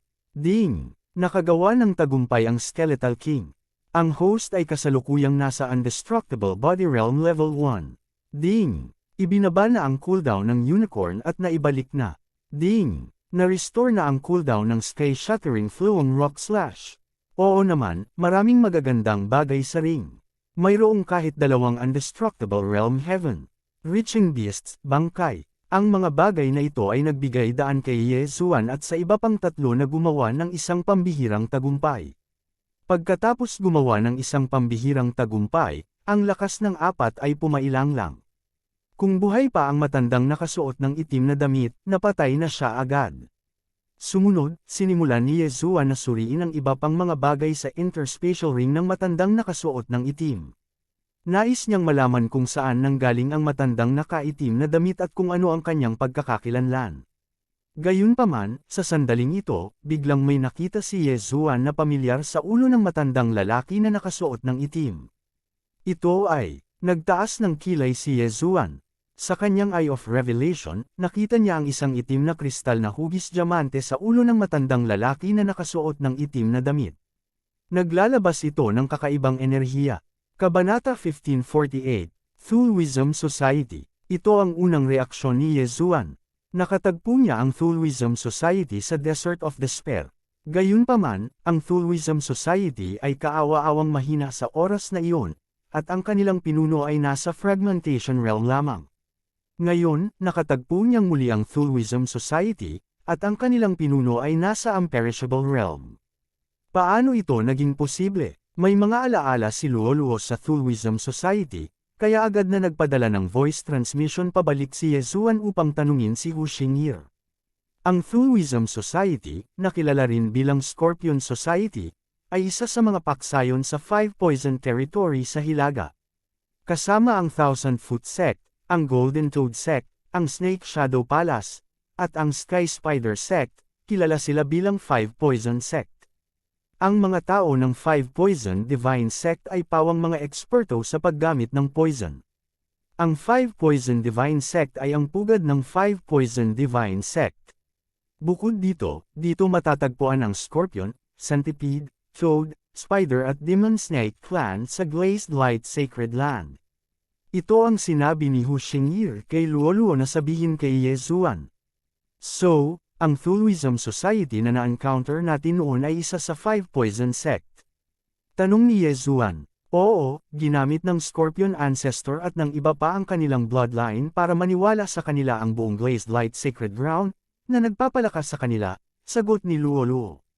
Nakikita ko. Ngayon, alam na ni Yezuan kung bakit ang matandang nakasuot ng itim na damit ay pumunta sa Land of Reincarnation. Malamang para mag-recruit ng mga disipulo. Gayunpaman, ang matandang nakasuot ng itim na lalaki ay isa ring disipulo dahil nasa isip niya ang Sky Spider Sect's Faith Crystal. Young Master, sinabi ni Inay na ang 5 Poison Territory ay ang kaaway ng 100 Beast Territory, biglang sabi ni Luo. The 100 Beast Territory, saan ba yun? Nagtatakang tanong ni Yezuan. Ang 100 Beast Territory ay puno ng iba pang Beast Clan, tulad ng Fox Clan at Leopard Clan. Mas malakas sila kaysa sa 5 Poison Territory. Sinabi ni Inay na pumunta ang tatay ko sa 100 Beast Territory para hanapin ang Fox Ancestor at pagkatapos ay nawala, sagot ni Luo. Ang 100 Beast Territory ay binubuo ng 100 Beast Clan. Gayunpaman, si Luo at ang iba ay mula rin sa Fox Clan, kaya bakit hindi sila na-recruit? Hindi alam ni Yezuan ang sagot sa tanong na ito, ngunit alam niya na ang matandang nakasuot ng itim na damit ay dapat mula sa 5 Poison Territory. Ang 5 Poison Divine Sect ay maaaring gumawa ng mga lason na maaaring magtanggal ng kaluluwa. Ito ay medyo mahirap pakitunguhan, ngunit mayroon akong Immortal Phoenix Bloodline. Iniisip ko kung kakayanin ko ba ang lason na ito. Naisip ni Yezuan sa kanyang puso. Ang Black Costume Old Man ay mayroon pa ring Poison King Powder sa kanyang Universe Ring. Hindi napigilan ni Yezuan na ilabas ito at gamitin ang kanyang One Siyang Force para hatiin ang ilan dito. Ito ay mas maliit pa sa isang patak ng tubig. Hinawakan waswas. Ding! Nalasan ang host. Kasalukuyang nagaganap ang detoxification. Gaya ng inaasahan, sa kasalukuyang cultivation ni Yezuan, hindi siya immune sa lason. Agad, dumaan ang lason sa balat ni Yezuan at damaloy hanggang sa kanyang utak. Sa kabutihang palad, si Yezuan ay nakalusot na sa ika-8 antas ng Samsara stage at nagtataglay ng bloodline ng Immortal Divine Phoenix. Kasabay ng katotohanan na ang dosis ng Poison King Powder ay maliit, ang Poison King Powder ay na-neutralize sa kalagitnaan ng pag-akyat. Ang lason ay nakaimbak sa imbakan. Muli itong sinubukan ni Yezuan. Immune siya dito. Ding! Immune ang host sa lason. Ang poison pill ay binubuo ng 5 lason, ngunit si Yezuan ay immune dito. Hindi na niya kailangang matakot sa poison pill. Ngayong naipaghiganti na niya ang Samsara City Master, sinira ni Yezuan ang kawalan at bumalik sa 100 Fox Mountain Manor sa kalahating araw. Senior, ang lupain ng Samsara ay sa iyo na mula ngayon. Sinabi ni Yezuan kay Hu Xingye. Maraming salamat. Labis ang pasasalamat ni Hu Xingye. Ngunit ang kanyang kaibigan ng maraming taon, ang Samsara City Master, ay patay na. Hindi niya alam kung nasaan ang katawan nito. Ang katawan ng Samsara City Master ay malamang na nasa interspatial ring ng Samsara Venerable. Ngunit sinira ng Samsara Venerable ang interspatial ring bago siya nagpakamatay. Lahat ng nasa interspatial ring ay dapat na nahulog sa interspatial crack. Maging si Yezuan, na may Eye of Space, ay hindi mahanap ito maliban kung siya ay nakapasok sa Reaching Heaven state. Young Master, ano ang susunod mong gagawin? Biglang tanong ni Luo. Maaari mong linisin ang Faith Crystals na ito. Ito ay dapat na sapat para sa iyo na makapasok sa ika-9 na antas ng Samsara Realm. Para sa susunod, malamang nagagawa ako ng paglalakbay sa 100 Beasts region at tingnan kung mahahanap ko ang ninuno ng Fox Tribe sa Liuguang Sacred Land para tulungan kang sugpuin ang Heaven-Lotham Fox bloodline sa iyong katawan. Magiliw na hinaplos ni Yezuan ang buhok ni Luo.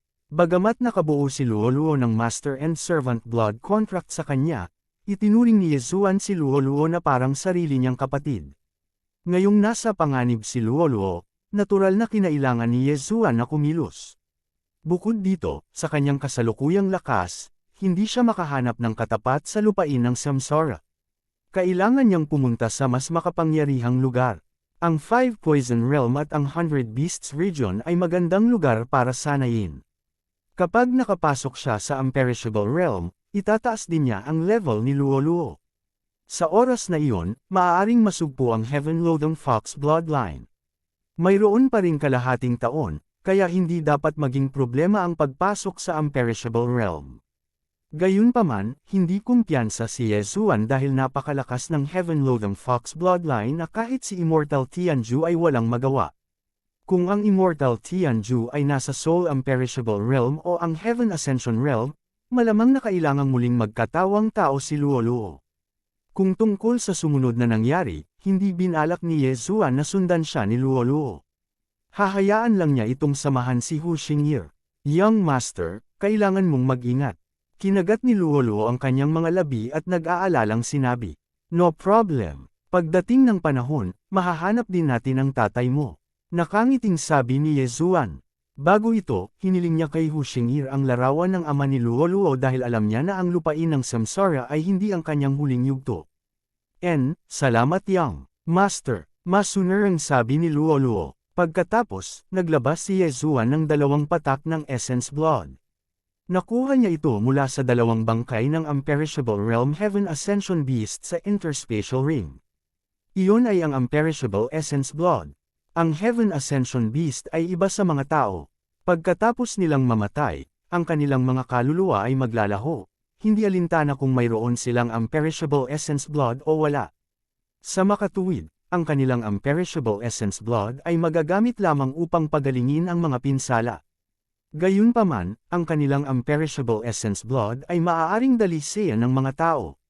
Si Hu Xingye ay nasugatan ng husto upang maprotektahan si Luoluo, kaya malamang na hindi siya makakapasok sa Imperishable Realm. Gayunpaman, sa 2 patak ng Imperishable Essence Blood na ito, maaaring makalusot siya. May kalahating taon pa si Luoluo bago siya mag-18. Kung hindi ko mahanap si Fox Ancestor sa kalahating taon na ito, babalik ako para tulungan siyang muling magkatawang tao. Sinabi ni Ye Zuan kay Hu Xingye.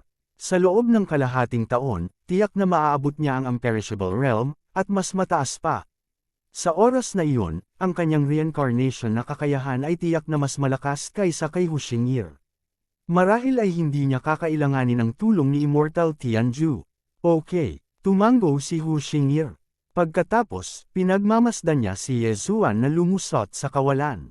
Matapos dumaan sa kawalan, bumalik si Ye Zuan sa Mount Eternal. Ito ang hilagang bahagi ng lupain ng Samsara. Ito ang pinakamalapit sa 5 Poison Realm at 100 Beast Region. Natural, kailangan nilang simulan ang kanilang paglalakbay mula rito. Kabanata 1549. Hindi magiging madali ang pag-abot sa 100 Beast Territory mula sa Land of Reincarnation. Talagang mayroong 5 Poison Territory sa pagitan. Mukhang kailangan nating tumawid. Nagtaas ng kilay si Ye Zuan. Hindi pa banggitin ang 100 Beast Territory, kahit na ang Land of Reincarnation ay medyo malayo mula sa 5 Poison Territory. Sa kanyang kaharian, aabutin siya ng mga buwan upang maglakbay ng buong bilis. Sa kabutihang palad, ang mapa na ito ay mas komprehensibo.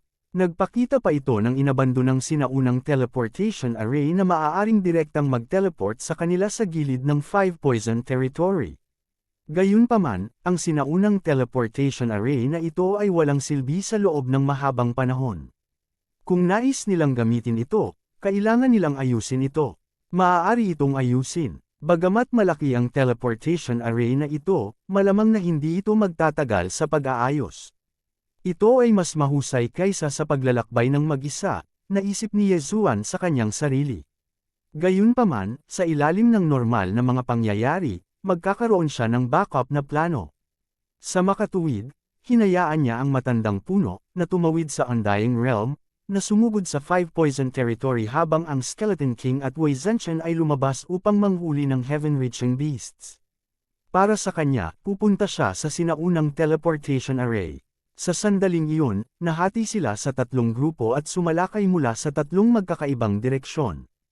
Pagkatapos umalis sa Land of Reincarnation sa Hilaga, dumiretso si Ye Zuan sa sinaunang teleportation array. Aabutin ito ng mga 2 hanggang 3 araw. Pagkaraan ng 3 araw, dumating din si Ye Zuan sa sinaunang teleportation array.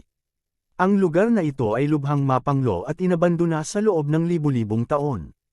Hindi nagsalita si Ye Zuan at nagmamadaling pumunta sa teleportation palace. Pero bago pa man siya makalapit ay may naramdaman siyang aura. Undying Realm. Gayunpaman, ang aura na ito ay hindi nagmula sa isang tao, ngunit mula sa isang Undying Realm Heaven-reaching beast. Si Ye Zuan ay hindi natakot dito. Pagkatapos ng lahat, sa kanyang kasalukuyang cultivation, kaya niyang pumatay ng isang martial artist sa unang antas ng Undying Realm, lalo pa ang isang tungtian beast sa unang antas ng Undying Realm. Direktang pumasok si Yezuan. Naramdaman ng heaven-reaching beast sa loob ng teleportation palace ang aura ni Yezuan at agad na tumakbo palabas. Ito ay isang itim na leopardo. Hindi nag-abala si Yezuan na tukuyin kung anong uri ng heaven-reaching beast itong itim na leopardo at direktang umatake. Pagsabog ng layunin ng pagpatay. Void Flame Sword Wave. Ang kombinasyon ng paglipat na ito at ang Eye of Space ay walang kamali-mali. Sa isang galaw lang, ang ulo ng itim na leopardo ay hinaypan ni Yezuan. Matapos mawala ang kaluluwa nito, lumitaw ang hindi namamatay na dugo ng itim na leopardo. Mabilis na lumapit si Yezuan at kinuha ang patak ng hindi namamatay na Essence Blood at ang bangkay ng itim na leopardo bago ito lumunin. Para sa kanya, ang paglunok sa Imperishable Blood Essence ay hindi magdadala sa kanya ng malaking pakinabang, ngunit maaari itong magamit bilang isang pera. Maaari rin niyang ibigay ito sa kanyang mga kaibigan at pamilya para tulungan silang makapasok sa Imperishable Realm. Matapos makitungo sa Heavenly Beast, dumating si Yezuan sa inabandonang Ancient Teleportation Array. Pagpasok pa lang niya ay nag-beep ang sistema. Ding! Ang teleportation portal ay 76% na nasira. Ang tinatayang oras ng pag-aayos ay 3 araw. Simulan ang pagkumpuni. Nang marinig ito, sumagot si Yezuan sa kanyang isip ng hindi nag-iisip. Oo. 3 araw lang ang inabot niya bago siya makarating dito, kaya walang halaga ang paggugol pa ng 3 araw. Dapat itong malaman na kung kailangan niyang maglakbay ng mag-isa, aabutin siya ng hindi bababa sa 1 buwan upang maabot ang 5 Poison Realm, lalo na ang 100 Beast Realm. Mayroong pagkakaiba ng higit sa 20 araw sa pagitan ng 6 na araw at 1 buwan, kaya walang halaga ang paggastos ng ilang Super Dev Art Crystal. Di nagtagal, lumipas ang isa pang 3 araw. Pagkatapos, pinalitan ni Yezuan ang ilang teleportation crystal at dinala ang Old Tree at ang Skeletal Monarch. Pagkatapos, direkta niyang inactivate ang teleportation portal. Whoosh! Nagsimulang gumana ang teleportation portal. Makalipas ang 3 segundo, naramdaman ni Yezuan ang pagbabago ng kapaligiran. Maging ang langit at lupa na si Yuan Shi ay higit na sagana. Ang teleportation ay matagumpay. Ang destinasyon ay isang palasyo ng teleportasyon. Ang sinaunang teleportation portal ay two-way, kaya normal na ang destinasyon ay nasa teleportation palace. Maaaring pabalik-balik ang mga two-way teleportation portal. Ang mga one-way na teleportation portal ay maaari lamang pumunta at hindi bumalik. Sa oras na ito, ang portal ng teleportasyon sa ilalim ng mga paa ni Yezuan ay inabandona, kaya nagtagal si Yezuan upang ayusin ito. Kung tutuusin, napakalayo niya sa Land of Reincarnation. Sa loob ng 6 na araw, hindi pa natatapos ng matandang puno ang kalahati ng paglalakbay. Imposibleng makalusot siya sa kawalan at makabalik. Gayunpaman, sa teleportation portal na ito, naging posible. Hindi na kailangang dumalo si Yezuan para ayusin ang teleportation portal, kaya hinayaan ni Yezuan na magbantay dito ang Old Tree at saka umalis mag-isa. Sa oras na ito, nasa gilid na siya ng 5 Poison Realm. Sa halos kalahating araw, makapasok siya sa 5 Poison Realm. Halos 7 araw na siya, kaya wala na ang kalahating araw. Pagkatapos ng kalahating araw, pumasok siya sa 5 Poison Realm. Gayunpaman, hindi ganoon kadali ang pagtawid mula sa 5 Poison Realm patungo sa 100 Beast Territory. Kahit na ginamit niya ang teleportation portal ng tuloy-tuloy, malamang na tumagal ito ng ilang buwan. Gayunpaman, hindi ganoon kasimple ang patuloy na paggamit ng teleportation portal. Bukod dito, kailangan niyang magkaroon ng kakayahang harapin ang mga panganib sa daan. Sa makatuwid, ang pinakamahalagang bagay para sa kanya ngayon ay ang pag-level up. Kung mas mataas ang kanyang kaharian, mas mabilis siyang makapaglakbay, at mas ligtas ito. Gayunpaman, ang oras ay mas mahusay kaysa sa maaga. Nang kakapasok lang ni Yezuan sa 5 Poison Realm, isang team ang hamampas sa kanya. Ang pangkat na ito ay mukhang mga tao. May kabuuang 3 tao, at lahat sila ay tila Imperishable Realm Warriors. Gayunpaman, sa ilalim ng Eye of Revelation ni Yezuan, hindi maitatago ang kanilang mga pagbabalat kayo. Ang tatlong ito pala ay mga eksperto ng Snake Demon Clan na nag-transform sa anyo ng tao. Nang makita ni Yezuan ang tatlo sa kanila, hindi niya maiwasang sumimangot dahil tila papunta na sila sa kanya. Anong ginagawa mo? Nang hindi naghihintay na makalapit ang kabilang partido, malakas na umungol si Yezuan. Gayunpaman, silang tatlo ay hindi handang sumagot kay Yezuan. Sa halip, binilisan nila. Nandito ka na may masamang intensyon. Nililigawan mo si kamatayan. Hindi nag-aksaya ng oras si Yezuan at direktang ipinatawag ang Old Tree at ang dalawa pang nakalusot sa Undying Realm. Ano? Gulat na gulat silang tatlo. Malinaw na isang tao lang ang kanilang nakita. Bakit biglang sumulpot ang dalawang tao? Ang isa sa kanila ay tila ang Skeleton King. Gayunpaman, hindi sila masyadong nag-isip. Direkta nilang inilabas ang kanilang mga armas at sinugod si Yezuan. Nililigawan mo si kamatayan. Ang mga mata ni Yezuan ay kumikinang ng maliwanag. Sa sandaling ito, nagkataon lang na sumugod silang tatlo sa kanyang attack range. Pagsabog ng layunin ng pagpatay. Void Flame Sword Wave. Walang sabi-sabi, diretso siyang umatake. Ang walang hugis na sword aura na ito ay direktang pumasok sa spatial crack at pagkatapos ay nagmamadaling lumabas mula sa likuran ng isa sa kanila. Bang! Dahil sa pag-ataking ito, nawalan ng bantay ang kabilang partido at napatay ang isa sa kanila sa isang iglap. Ding! Tumaas ang killing intent ng host. Kaagad, ang ulo ng malas na ito ay sumabog, at ang kanyang kaluluwa ay lumutang palabas. Kung tungkol sa kanyang bangkay, natural na nahulog ito mula sa langit. Ano? Gulat na gulat ang mga kasama niya. Hindi nila inaasahan na si Yezuan ay magkakaroon ng Eye of Space at magagawa niyang patayin ang kanilang mga kasama sa isang iglap noong siya ay nasa 8th level pa lamang ng Samsara Realm. Paano ito naging posible? Bago sila makabawi sa kanilang pagkagulat, ang Old Tree at ang Skeleton King ay parehong dumaan sa spatial crack at lumitaw sa likuran nila. Natirang alam. Kabanata 1550. Bang! His! Sa parehong antas, ang Old Tree at ang Skeleton King ay halos hindi magagapi.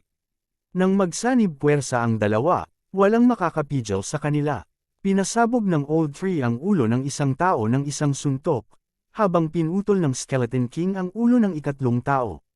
Ding! Tumaas ang killing intent ng host. Bagamat malakas ang Undestructible Body, ang lakas ng Skeleton King ay tumaas pagkatapos makapasok sa Undestructible Realm. Napakadali para sa kanya na putulin ang ulo. Agad na nahiwalay sa katawan ang pinugutan ng ulo. Pagkatapos, direktang nasalo siya ng malaking kamay ng Skeleton King, at napuno ng takot ang mukha niya. Sa isang galaw lang, 2 sa 3 tao ang namatay, isang ulo na lang ang naiwan. Paano ito naging posible? Tulad ng para sa kanyang katawan at sa iba pang 2 tao, dahil sila ay bumagsak, ang kanilang mga katawan ay naging orihinal na anyo ng Snake Demon Clan, na lubhang pangit. Pagkatapos, mabilis na sumugod si Yezuan at kinuha ang 3 interspatial ring. Bakit mo ako inatake? Lumapit si Yezuan sa huling tao at nagtatakang nagtanong. Atake, ikaw ang unang umatake sa akin, okay. Ang ikatlong tao ay gustong umiyak ngunit walang luha. Gayunpaman, sa oras na ito, siya ay bilanggo ni Yezuan. Kung hindi siya sumagot, malamang nasasabog ang kanyang ulo sa susunod na sandali. Gayunpaman, bilang isang eksperto sa Undestructible Realm, hanggat mayroon siyang Undestructible Blood Essence, maaari siyang mabuhay muli.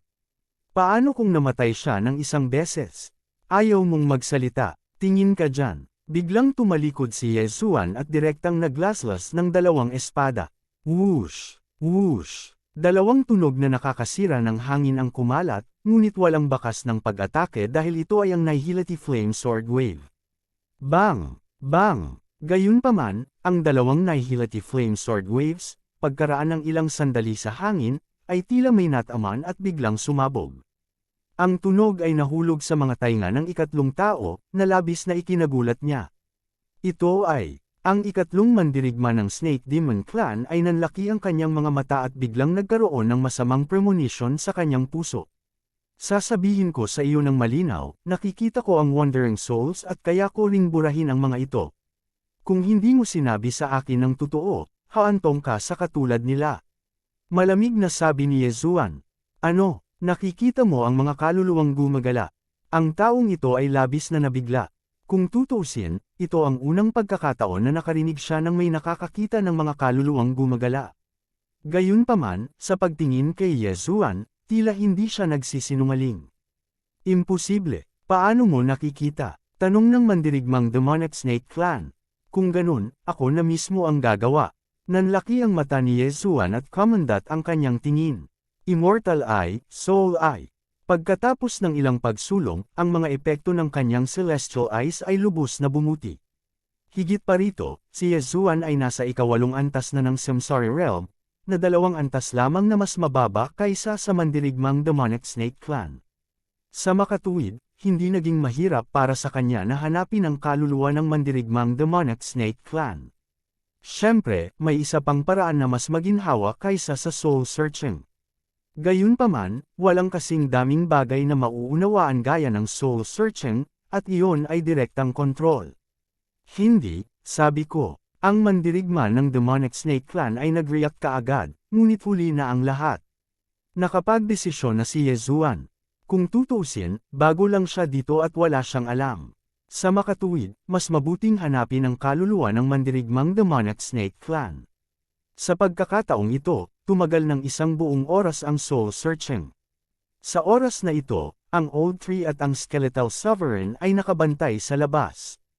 Gayunpaman, ang pagkilos na ito ay hindi kailangan dahil walang dumating. Makalipas ang 1 oras, nakikita ko, naramdaman nila na wala akong pananampalataya, kaya pinilit nilang dagdagan ito. Gayunpaman, ang 5 Poison Divine Cult ay kulang sa malaking bilang ng mga sakripisyo kamakailan, kaya nagpadala sila ng maraming tao at iniwan pa ang 5 Poison Realm. Panipi, naunawaan kaagad ni Yesuan. Gayunpaman, mayroong isang impormasyon na nakakuha ng atensyon ni Yesuan sa mga alaala ng taong nasa harapan niya. White Bone Gold Concentrate. Mayroong talagang ugat ng White Bone Gold Concentrate sa paligid. Ang White Bone Gold Essence Jade ang kailangan ng Skeletal Monarch para maging isang Ghost Dome Great Emperor. Ang White Bone Gold Essence Ore ay maaaring gawing White Bone Gold Essence Jade. Kakapasok lang ni Yesuan sa 5 Poison Realm at hindi pa nakagawa ng malinaw na landas para sumulong. Ngayon, mayroon na siyang isa. Ang White Bone Gold Concentrate Vein. Ba ay pag-aari ng City Lord of Blackwater City. Nagtaas ng kilay si Yesuan. Tila kailangan niyang kumilos ng mas mabilis dahil ang impormasyong ito ay kalahating taon na ang nakalipas. Sa loob ng kalahating taon, maaaring ito ay ganap na namina at ginamit para sa panday. Ito ang gilid ng 5 Poison Realm. Kung ikukumpara sa Blackwater City, mas malapit ang White Bone Gold Concentrate Vein. Kaagad, pinasabog ni Yesuan ang ulo ng mandirigmang Demonic Snake Clan gamit ang isang espada at ikinalat ang kanyang kaluluwa. Pagkatapos nito, tumungo siya sa hilagang silangan. Ang White Bone Gold Concentrate Vein ay halos 1 araw na paglalakbay sa hilagang silangan. Sa paglalakbay na ito, natural na hindi na natiling walang ginagawa si Yesuan.